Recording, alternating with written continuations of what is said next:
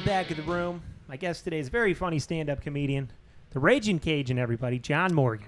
Nice to be here, Jim. Thanks for being here, man. I appreciate it. I think this is the first time we're formally meeting. So, Right. Yeah, I appreciate you doing the podcast. Absolutely. Yeah. How's the shows been going? I know you've been doing the shows up here this weekend. Yeah, Thursday, great. To Friday, to tonight. We're going to have good, solid audiences. So Yeah. You know, Friday and it's, Saturday is always great. You know, it's Thursday and Sunday. Sometimes you never know, but, you know, Yeah. you got some good Well, I ones mean, coming I up. used to do Wednesday through Monday. How did those go? So they were fine. We did Yeah. that for 20 years. And we've cut back as a club has cut back, or they moved other things into the slots of those weeks. But, you know, I'm going on 30 years here at the club and performing, you know, twice a year here and twice a year there in St. St. Charles. Charles. So you're looking, you know, you're looking at 30 shows a year in St. Louis. Yeah. You know, that's, Yeah. You've been Yeah. doing it a long time. yeah, I That's think awesome, I've hit man. that stage more than any headliner. I would yeah. say so. So it's roundabout, long way, but it's been really a good week. You know what I mean? Yeah. Yeah, it's a great room. Like, probably hasn't changed a whole lot over the years. I guess, did you used to perform when it was across the street or whatever? I performed then. That's when we started. Okay. And was there and went through quite a few managers, you know. And now for the last, you know, quite a few years, Matthew's been at the helm of the ship, and everything has been extraordinarily well. It's Yeah. been much easier to work at the Funny Bone. Yeah, definitely a great room. Those low ceilings and everything, you just can't beat it. But, yeah, I know you've been doing it a long time. You're from New Orleans, wild town. What was it like kind of growing up there and living there down? Well, back New in the Orleans is it can give you what it wants, or you can take what you want. Okay. And we were raised pretty well much to take what we wanted out of New Orleans, and I still enjoy the town. I live a half hour, 40 minutes outside of it now. Okay. I didn't want to raise my kids inside the city. It's not the same city I grew up in. It's a Democratic-run, falling apart piece of shit. And so the only thing about New Orleans is you can't kill the vibe of jazz, blues, and food. Yeah. So no matter who's at the helm, you're still going to enjoy that genre of entertainment and cuisine, you know? Yeah. So that's the short run of New Orleans. Born and raised there, educated there, still living in Louisiana. Don't want to move anywhere else. Have no desire to go anywhere else. And so I love New Orleans in that sense. You know? Yeah, I've only been once, but it was a good time. I was probably Right. one of those hooligans you're talking about, you know, getting drunk down there on. It was, you know, me and a few buddies down there went a little too hard. Sure, I think. sure. Yeah, I, you know, had a little too much to drink, and then, you know, all the hotels are whatever, or you know, something. They all sound the same. So I thought the one was mine, and it was not. So the guy let me in. I was wandering through there, probably waking everybody up, and then I realized it was three blocks down. A little So, further down. Yeah, absolutely. Yeah, Sure. yeah, I didn't help anything there. But, yeah, fun town for sure. What is in the hand grenade? Because that's what did it to me, I think. I'm not really sure what's in the hand grenade. It's like gasoline and that's like, who knows usually what. can only be purchased from Tropical Isle. Yeah. The bar Tropical Isle. I'm not a big drinker anymore, you know, so I don't. I'm not really sure what's in the hand grenade. I know they probably titled it that because of the damage it does. Yes. But if I had to drink something from the French Quarter, I would drink a Purple People Eater from Pat O'Brien's. Okay. It's probably one of the coolest drinks that I truly enjoy from New Orleans. Everybody's a big Hurricane fan and stuff like that, you know, or yourself. Yeah, with they're the- all right. They're a little with sweet. the, correct. To me, it's juice. Yeah. But that Purple People Eater is a pretty good drink, you know. Okay. So If I go I'm not back, sure I'll about the try hand that. grenade. I just, like I say, I just know what the damage Yeah, does. me too now. It's pretty rough. But, yeah, no, you've been doing it a long time. You opened up for some greats. Opened for Seinfeld for a while. What was that Right, like? right. Like, I know it's probably been a while. Well, we but- just did MTV together. Oh, okay. And so those things were early in my career, you know. This is Mm-hmm. we're talking a career spanning over 30, 35 years. Yeah. So those were early in the days. You know, he wasn't even known back then. Seinfeld certainly wasn't on. MTV, when we did it, was still playing videos. Downtown Judy Brown was the host of the show. I shared a tent with Tone Loc, Okay. Samantha Fox, and Downtown Judy Brown when we did MTV Spring Break. And those were years and years and years ago. But it was they were all nice people then. They were all becoming, you know. And I was just this young college kid, and it was it was overwhelming for me to be in that environment and see everything gone down. Which I'm glad I did that early in my career, because I'm not a starstruck person anymore. I don't allow myself to become an individual that's somebody who thinks I'm something more than what I really am. You know, just me. So meeting those individuals early in my career was good. And it seems everybody has prospered since then. Yeah. They're all doing good. Sticking and moving, yeah. Yeah. Well, you did it at the right time. I'm sure that was fun. Like college age, doing MTV Spring Break. You probably had a good time. Bro, it was, yeah. Yeah. It was, yeah. And it was good to experience that while I was young. Yeah. Because I wouldn't want to experience that old and have some kind of, you know, oh, I did this or I did that. Because I don't even really, the information you've gotten is probably off of the website or something, and it's just old, you know. And I'm not a computer savvy person, and I'm not some marketing social media individual, so I don't update shit. Yeah. And Facebook is probably, you know, Raging Cajun John Morgan is probably the most update information you'll get on me. Yeah. You know what I'm saying? That now we know. Check them out on Facebook. So, because you ain't gonna find shit nowhere else. And so, you know, Yeah. Well, it was good to meet them though. Yeah. Before they were famous. Yeah. Anybody else you worked with back then, or kind of like as you were kind of, you know, just starting out, that, you know, kind of had influence on you or you enjoyed working with? Well, I did Comic Relief 3 with Goldberg and Williams and Crystal. And when I say I did Comic Relief 3, we did a social event on the side of the actual filming of Comic Relief, but we got to be with them. They were a lot of fun. But headliners that I worked with early in the ball game are the ones that I truly enjoy. And those are the ones that are forever embedded in my memory of comedy and where I started from and exactly what it meant to me. And they're still on the road, and I'm still on the road. And they mean more to me than anybody who has a career in film or something. You know, they're just hardworking individuals, and I'll never forget them. Yeah. You know, and they're still road comics today. Yeah. There's nothing wrong with that. I mean, just a little advice here or there, like right when, sometimes you get advice like right when you need it, it feels like. Right, if you're right. younger, you're just starting out and you get some good advice, it goes a long way. So that's cool, man. I know you do motivational speaking and stuff too, or is you still doing that and some marriage counseling stuff? Yes, I do the motivational speaking. Okay. And that's for companies that want something more than just you know, a group of doctors talking about toenail fungus. They want something that's got a message to them. Yeah. And 9 times out of 10, they want it to match an original company's mission statement. Okay.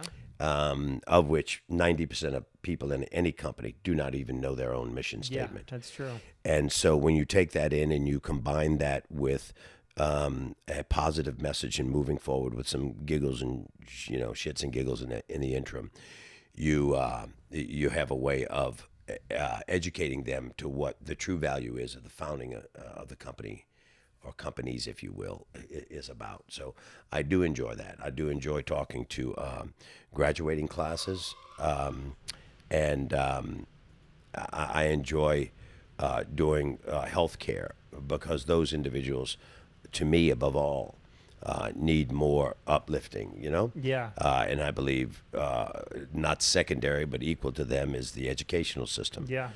Teachers and stuff, they need someone to let them know you got their back and to give them some motivation. So I still do it. It's extremely profitable. But it has conflicted me at times because I don't change the way I am in comedy. So narrow-minded, woke individuals sometimes see my comedy show and are afraid of bringing that to a corporate world as if it's going to be the same show. Everybody's so pigeonholed now, and there's such a lack of camellia, if you will, in blending your colors where you need to be blended in. Yeah. And knowing, if you will, when to render to Caesar what's Caesar's. You know what I'm saying? Yeah. And so, but yes, I still am, and I still enjoy it. It's a whole lot more research than just a comedy show. Yeah. So over the years, it's been perfected, and I enjoy it quite a bit. It's more rewarding to me than a comedy show, and it is also more. You first have to believe that as comics, we are our worst critic. And if you believe that, then doing motivation, you become, because you want so much more. You can walk away from a comedy show and you say, I'll get them next time. You're not going to do that with a motivational speech. Yeah. You're not going to do that on a company's dime. Oh, I'll get them next time. Nope, there won't be a next time. So repeat business is the best business. You got to just move forward and hope that you do well enough. But truly, in that genre, you are your worst critic. You want to do even more so, and it's completely different desire to do better than it is in comedy. You know? Yeah. So, I hear you. That's great you're doing that, and especially for healthcare and teachers, because I agree that they're very underappreciated. Yeah, and that's very cool. Yeah, I might. On the other thing, I probably got from the website, the marriage advice Absolutely, stuff, whatever, absolutely. counseling. But yeah, I got married last year, so I didn't know if you had any advice for me. love is not the answer. Okay. Everybody thinks, the greatest thing in a relationship is love, and it's not. It's forgiveness. That I forgive your shortcomings.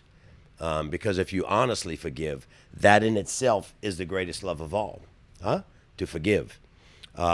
If you're a religious person or you've grown up around a religion and you even if you've fallen away from it, you know that any being that we think is greater than ourselves, right?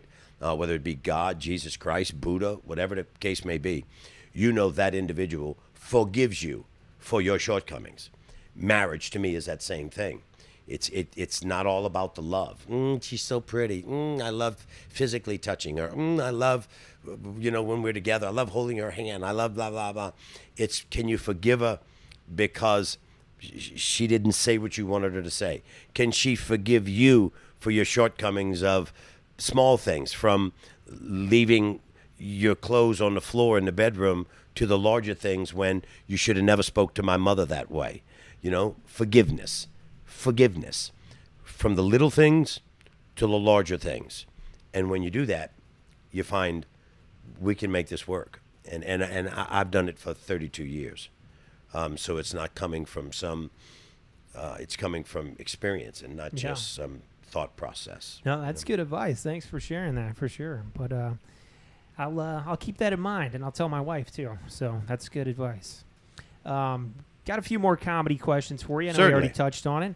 But, you've been doing it a long time. Do you remember, your first time doing it, or what made you want to kind of start and get into it? I bombed. Okay.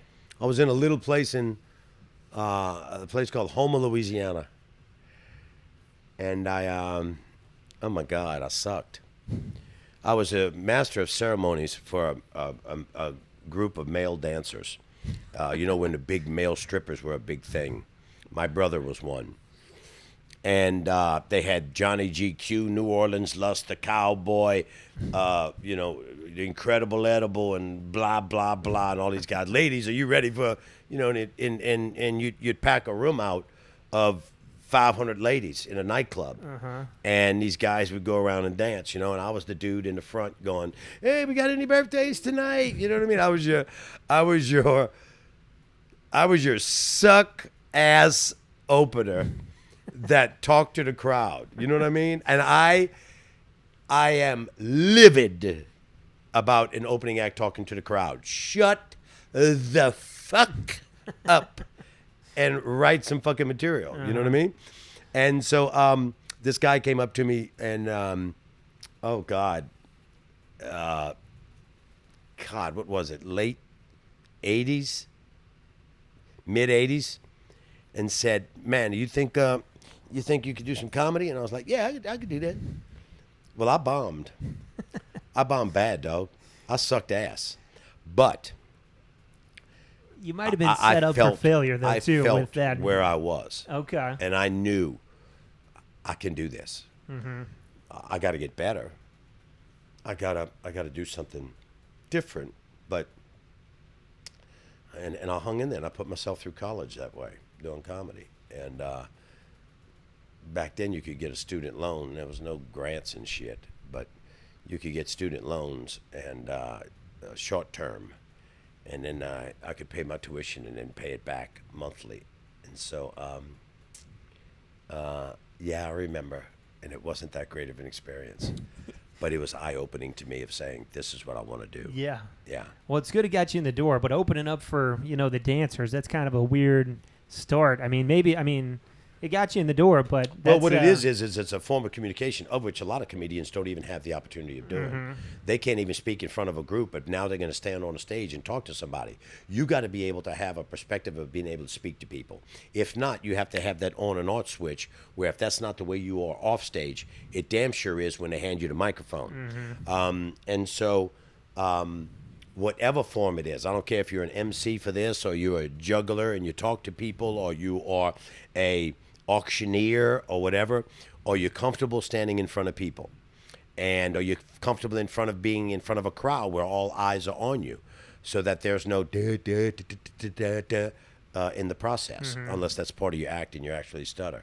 But so to me, it was an incredible opportunity of not setting up for failure, but setting up where I was already used to being in front of people. I got up on stage, thought I had it all, and what I didn't have was the ability to understand that comedy is a lot more than just talking shit, because you don't have to be in comedy long to hear somebody come up to you and say the stupidest thing you could possibly hear as a comedian. Oh, I make my friends laugh all the time, because your friends are fucking stupid. and that's not your key to say I'm going to do comedy, because you make your friends laugh. You're going to look like a dickhead on that stage with crickets, because you have no continuity, no flow, no movement, oof. I hear you. I've seen it a lot too. Absolutely. That first time and the last time is the same. Absolutely, sometimes. absolutely. But, yeah. What you kind of talked about. You got to have jokes up there too. What's your kind of writing process like? Do you have a specific way you do things, or No, I don't. just on stage? And sometimes I let it happen on stage. Okay. And that is not in agreement with, a lot of comedians. Everybody does it different, I agree with that. A wise man once told me I went and saw Billy Joel and Elton John last night. You know what they did? The same fucking songs. Yeah. But they might have brought somebody in who sang with them, or they might have did it in a different key or sung it a cappella, or they might have done it in a manner. Take what you have, add on to it, build from it. You want to try new things? Try new things. Don't do it in an A room. Don't do it in an A room. Wait till you're doing one of those little open mics and slip in your new shit. Don't try that shit on an A room. Because I believe comedians, we are part of the rat wheel. That we're the rats that help turn this wheel called comedy. nothing bothers me more than watching a comedian walk in and order things in the green room and leave your plate there like somebody's a maid to pick up behind your fucking ass, or to have staff say don't look at me or don't talk to me, or that kind of stuff. That I hope those people just die. I want them to die. Walk out the club, get hit by a bus because you're trifling. People that don't clean up after themselves, that's an issue of character and who was raised. Some bitch must have raised you. Some fucking idiot must have raised you to do that to people, you know?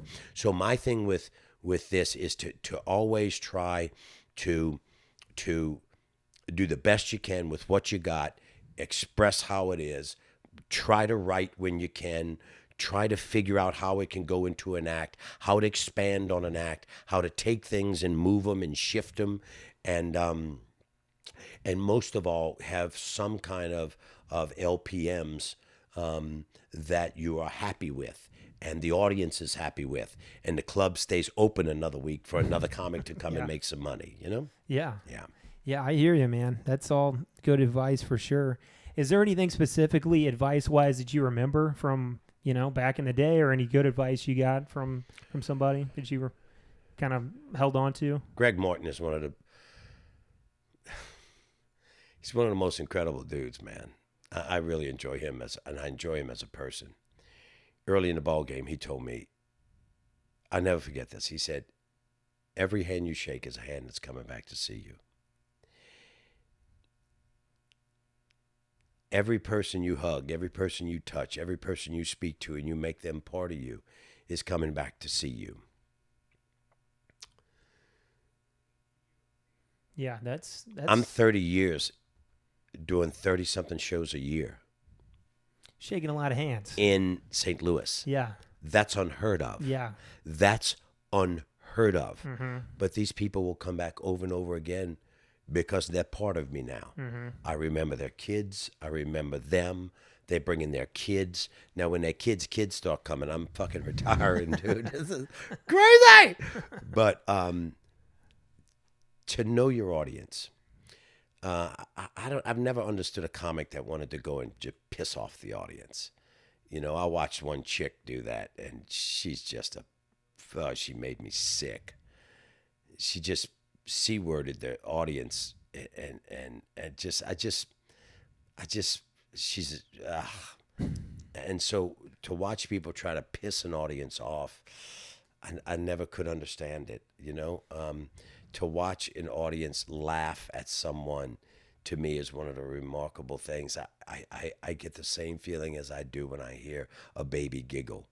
When a baby busts out laughing, I lose my shit. This is the greatest thing since sliced bread. So yeah. Every hand you shake is going to come back. Every person you make part of you is coming back. Learn to do that with your audience. Yeah, that's great advice. And yeah, I agree with just, you know, you should always go for laughs, and, you know, that is just a magic trick sometimes. You know, you try a new joke and you get a laugh, you're like, oh man, that's just one of the best things about doing comedy is if you know, figure something out and it finally, you know, clicks. So I agree with all that. Some of your favorite comedians, do you have a few that you kind of still would call your top? My favorite all-time comedian is Jonathan Winters. Okay. He was a simple, humble man. He's the originator of prop comedy. His mentor was Red Skelton. I'll never forget sitting and watching him do characters as a kid in front of the TV set, and just remarkable. Red Fox used to make my dad laugh so hard, and I just wish I could. He was remarkable. He was a lot of fun. There are young comics that I like that their names elude me. I enjoy watching young people succeed, and give them positive advice. I love to hear a comic tell somebody you're doing a good job. Try to move this way, or try to bring this into it. When comics start critiquing other comics, you must be a bored motherfucker with no family. You must have no other life. I believe you can't just have a life of comedy. I think you have to have a life that's broader than what we do, so that you bring something to the table that's greater than just your bit of bullshit. And there's some reality of it. A wise comic once said, if an audience can't put themselves into the story you're telling, they're never going to get the punchline. And so, young comics make me smile a lot, Some of them make me cringe and I could just walk out the back of the room. But young comics, and watching them try to develop their craft, to me, is a remarkable thing. Yeah, you got a great philosophy on comedy, man. That's all good advice, and just everything you're saying is right. You're hitting the nail on the head for sure. So I appreciate you being here. We're going to take a quick break. We'll be right back with more John Morgan, everybody.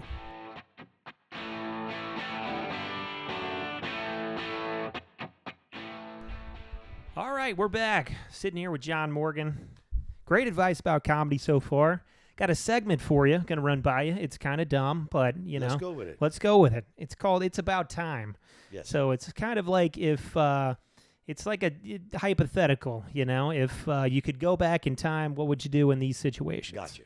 So if you could only time travel once, would you go to the past or the future? I'd go to the past. That's probably smart. The future's not looking the best, so that's everybody's picked the past so far. I think really we've done this. I'd go to the 1940s. Okay. Let's be specific. I should have been born in the era where the young lady had a box in front of her saying cigars, cigarettes, cigars, cigarettes. I'd be a piano lounge singer. Yeah, I would could sit see in that. a bar that's smoky with little red glasses on the table with candles in them. And men wore tuxedos and women wore dresses. And you knew who was a man and you knew who was a woman, and you didn't have to guess. I would go back to a simpler time.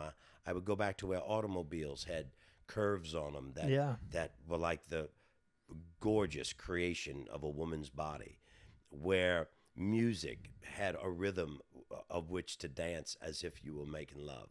I'd go back to where cocktails were simple and where life was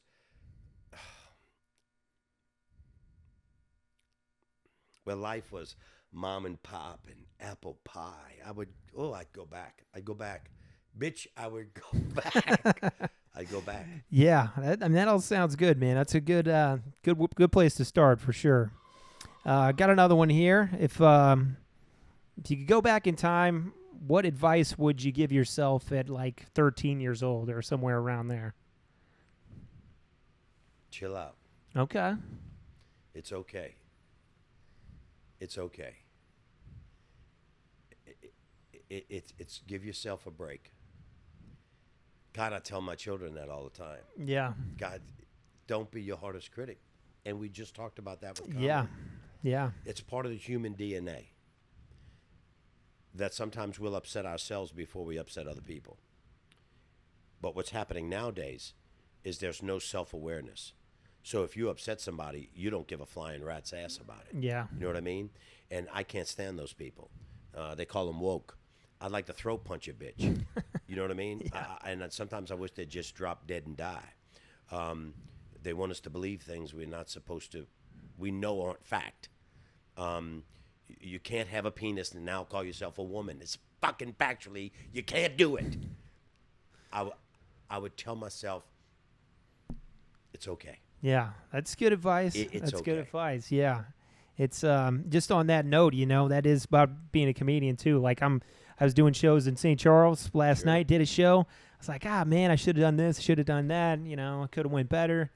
I watched it back. I was like, I'm better than I thought I did better than I thought I did. Sure. But, it's always critique yourself and try to Breathe. get better. But Breathe. yeah, Yeah. I could have took that advice last night for sure.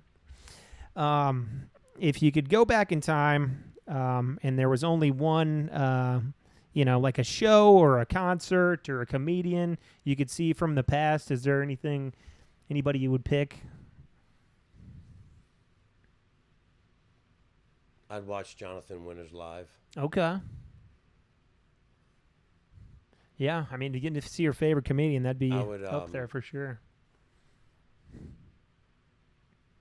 I would have smoked weed earlier and watched The Wizard of Oz. If you had to go back to just see a movie, would that be what you picked? Do you think, to see it for the first time again? No, I'd sit by myself in a theater and watch The Color Purple. Okay. I'd sit in the theater and watch the movie called The Help, and I would allow myself to exit all of this feeling that I had out. I couldn't breathe on both of those movies. I couldn't breathe. The Longest Yard, I couldn't breathe. I would sit in some movies and just allow myself to feel, where you really can't do that around a full crowd, or sometimes your family. You just kind of buckle up and suck it up and move on. Yeah, those are some good picks for sure. Is there anybody, if you could go back in time and like save somebody from like an early, early death, like people have said like Kurt Cobain, or is there any musicians or comedians that you would, come to the top of that list?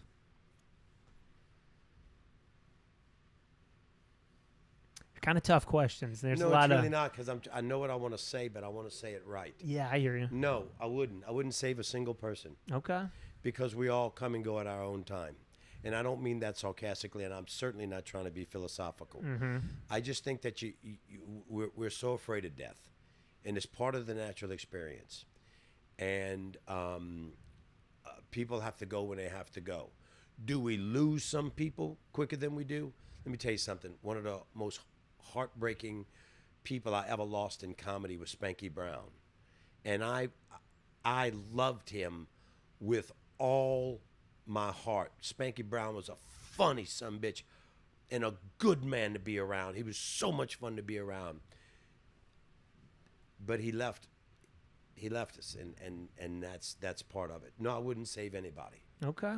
I would move forward and hope that nobody would save me. I hope that they would just let me go and move on. It's part of life.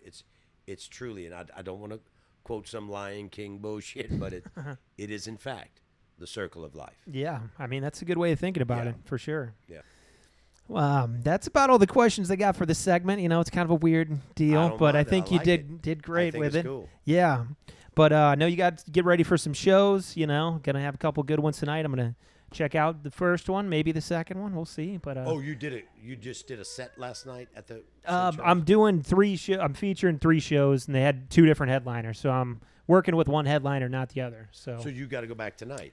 No, the other headliner's doing 2 tonight. So I did Thursday, Friday late, and then Sunday. It's kind of broken up. But yeah. I'm with you, Jimmy. I'm with you. So I'm hanging out tonight, but I'll definitely check out your set. I've seen you in the past. You're always funny, so I'm looking forward to it. But appreciate you being here, man. Where could people find you? You said Facebook. Do you have any other Raging social Cajun media? John Morgan. That's the best place to find it. It's where I'm the realist. And to everybody who's watching this podcast, this is the back room. This is with Jimmy. Yeah. So if you've not seen this podcast, spread it. That's the way comedians are going to be able to see him. I'm sorry, you're going to be able to see comedians, with Jimmy in a more personal setting than probably you would have ever before. So Jimmy Day, you understand? The back room, spread it, send it to somebody, include it with somebody, and let's get this thing to grow. Until I see you again, peace, health, and most of all, happiness. Peace, Jim. Thank you very much. Raging Cajun, everybody. Thanks for being here again, and thanks for listening to The Back of the Room.